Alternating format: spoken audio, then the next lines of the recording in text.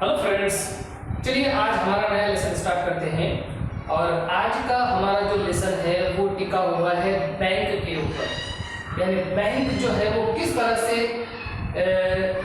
जो इंटरेस्ट है, जो ब्याज है वो निकालता है और किस तरह से जो है वो लेन देन करता है, इसके ऊपर जो है आज हमारा पूरा जो है वो लेसन टिका हुआ है। देखिए, आज हमको ये देखना है कि जो डिफरेंट टाइप के अकाउंट्स होते हैं, उन अकाउंट्स के अंदर जो है वो किस बेस पर जो है वो लेन देन होता है। तो सबसे पहले हम ये देखते हैं कि कौन कौन से डिफरेंट टाइप के अकाउंट्स होते हैं। हमारे पास 4 टाइप के अकाउंट है। करंट अकाउंट, दूसरी टाइप है सेविंग अकाउंट, तीसरा है रिकरिंग डिपॉजिट अकाउंट और चौथा है फिक्स्ड अकाउंट। फिक्स्ड अकाउंट मतलब जिसके अंदर एक खास टाइम पीरियड के लिए जो है वो अमाउंट को, रकम को जो है रख दिया जाता है और उस टाइम पीरियड के बाद जो है वो एक खास तरह का जो है वो बढ़ोतरी करके, एक खास तरह का इंटरेस्ट करके जो है वो कस्टमर को, ग्राहक को जो है वो ज्यादा या एक्स्ट्रा अमाउंट जो है वो दिया जाता है। अब हमको अगले इसमें ये देखना है कि जो इंटरेस्ट होता है, जो ब्याज होता है, वो इंटरेस्ट किस फॉर्मूले से, किस तरह से जो है वो निकाला जाता है। हमारे पास एक फॉर्मूला मौजूद है, I is equal to P into R into T upon 100।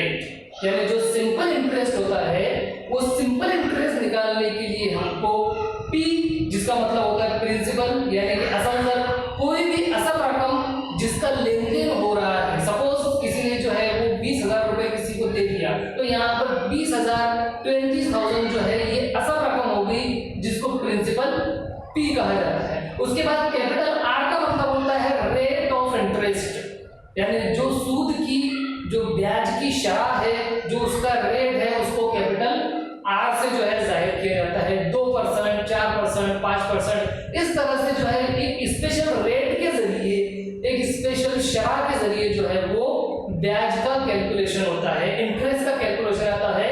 And that rate is capital R, मतलब दूसरी टर्म कैपिटल R हमने समझ ली है, जो ब्याज का रेट होता है। तीसरी एक इंपॉर्टेंट टर्म है, that is the time period capital T।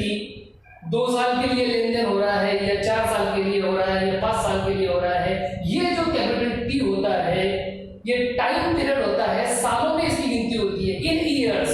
Time period in years यानी सालों के अंदर जो है, वर्षों के अंदर, सालों के अंदर जो है इसकी गिनती होती है। तो इस कंडीशन में हम कैपिटल I यानी सिंपल इंटरेस्ट जो है वो मालूम कर सकते हैं। फर्ज कीजिए किसी शख्स ने जो है वो 50,000 रुपए का जो है किसी शख्स को दिया है। एक शख्स ने दूसरे शख्स को जो है वो 50,000 50,000 रुपए दिया है और उसने जो रेट रखा है, जो रेट ऑफ इंटरेस्ट, सूद की शरह, ब्याज की शरह रखा है, that R is equal to 3%। 3% मतलब 100 रुपए के लिए जो है वो 3 रुपए उसने इंटरेस्ट रखा है, तो 3% दैट इज कैपिटल R। और ये टाइम पीरियड फर्ज कीजिए 2 साल के लिए या 2 इयर्स के लिए ये पूरा लेन देन हुआ है। अब ऐसी कंडीशन में, इस एग्जांपल में अगर हमको कैपिटल I यानी इंटरेस्ट मालूम करना रहा, तो हम फार्मूले के अंदर जो है, हमारे पास फार्मूला मौजूद है, capital I is equal to P into R into T upon 100। इस फार्मूले के अंदर हम जो है ये सारी वैल्यूज को रखेंगे। सपोज हमारे पास प्रिंसिपल जो है P, ये 50,000 मौजूद है, तो हम 50,000 जो है लिख लेंगे, मल्टीप्लाइड बाय हमारे पास जो R है, कैपिटल R, इट इज 3% शरह है, 3% की शरह हमारे पास मौजूद है। And time is 2 years upon 100। इस तरह से हमने सारी वैल्यूज को जो है वो रख दिए। इसका कैलकुलेशन करने के बाद जो है हम जो है 500 को मल्टीप्लाई करेंगे 3 to the 6 यानी 6 5 30, यानी हमारे पास जो है जो आय आ जाएगा आफ्टर कैलकुलेशन, सारा हिसाब करने के बाद जो कैपिटल I हमारे पास आएगा, सिंपल इंटरेस्ट, वो 3,000 रहेगा।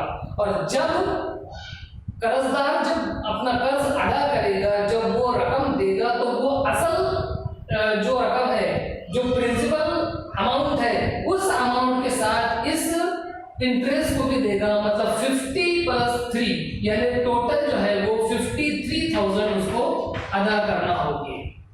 इस तरह से हम प्रिंसिपल के अंदर इंटरेस्ट को मिलाकर जो है वो अमाउंट आता है, जो असल रकम होती है, जो असल दर होता है, वो जो है हम अदा करते हैं। तो simple interest that is very easy.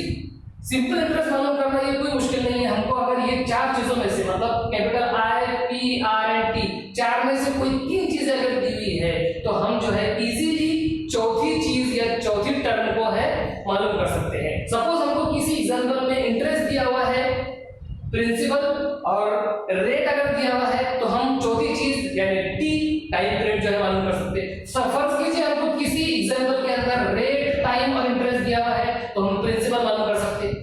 मतलब चार चीजों में से, चार टर्म में से कोई भी तीन टर्म्स अगर हमको दी हुई है तो हम फार्मूला इस्तेमाल करके चौथी टर्म को मालूम कर सकते हैं। और फिर वो जो इंटरेस्ट होता है, वो जो सूद होता है, उस ब्याज के अंदर हम प्रिंसिपल को मिलाकर टोटल अमाउंट भी जो है वो इजीली मालूम कर सकते हैं। हम अच्छी तरह जानते हैं कि बैंक का जो लेन देन है ये ऑनलाइन ट्रांजैक्शन भी अभी ज्यादा जो है वो यूज हो रहा है, जिसके हम एटीएम वगैरह के जरिए जो है वो पैसे जो है निकाल सकते हैं, पैसे हासिल कर सकते हैं। उसके बाद बहुत सारे जो है वो तरीके जो है, बहुत सारे जो है डिफरेंट अकाउंट्स के जरिए, डिफरेंट टाइप ऑफ अकाउंट्स के जरिए जो है वो पैसों का लेन देन बैंकों के अंदर होता है। अलग अलग तरह के लोन्स जो है ये भी जो है बैंक ऑफर करता है। तो इस तरीके से हम जो है वो पूरे सिस्टम को समझ सकते हैं।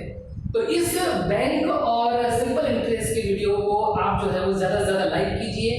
अगर आप हमारे चैनल पर नए हैं तो इसको फौरन सब्सक्राइब कर लीजिए।